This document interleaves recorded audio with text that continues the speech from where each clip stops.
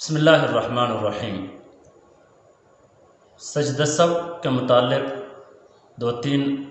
مسئلے ہیں، وہ آپ حضرات کے سامنے عرض کر دیتا ہوں۔ پہلا مسئلہ یہ ہے کہ اگر کوئی شخص اتحیات پڑھ لینے کے بعد کچھ دیر خاموش بیٹھا رہا،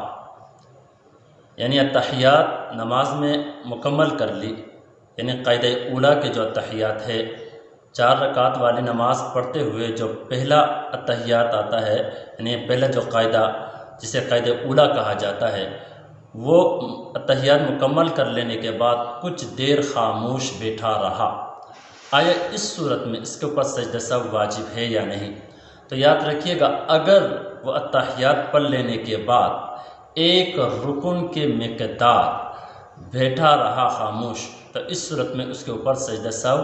واجب ہے، اس کو آخر میں سجدہ سہو ادا کرنا پڑے گا۔ اگلا ایک اور مسئلہ ہے، وہ یہ ہے کہ قاعدہ اولیٰ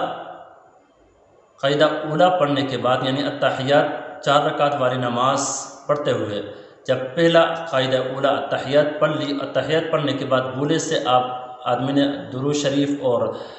دعائے مسورہ پڑھ کر سلام پھیری، ایک طرف سلام پھیرتے اسے یاد آیا کہ میری یہ جو نماز یہ 2 رکعت والی تو نہیں تھی، 4 رکعت والی نماز ہے، تو فوراً اگر اس نے کوئی بات چیت وغیرہ نہیں کی تو فوراً کھڑے ہو جائے اور اپنی تیسری اور چوتھی رکعت مکمل کر کے آخر میں کیا ہے سجدہ سہو کر لے، تو اس صورت میں اس کی نماز مکمل ہوگی۔